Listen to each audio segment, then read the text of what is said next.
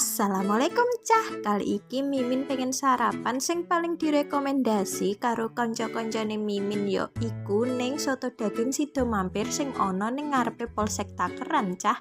Ning kene soto daging iki murah tur seger cah. Regane per porsi cuman 10.000 tok cah, tapi ngono awakmu wis oleh soto daging nggih potongan daging asli sing lumayan gede-gede iku sak mangkok bek lho cah. Selain kuwi ning kene awakmu ya iso nambah perlawuhan sing mantul cah, ana kepala ayam goreng karo endog puyuh. Bukake mulai saka jam 09.00 isuk sampai jam 8 bengi cah. Iki ngono iso dadi pilihan sarapan, makan siang utawa makan soremu cah. Porsi akeh, rasa enak, rega murah jan. Iki ngono kudu mlebu list kulinermu. Wis kok usah kesuwen ndang dijajal dhewe cah, moro ning soto daging Sido Mampir sing ana ning ngarep Polsek Takeran.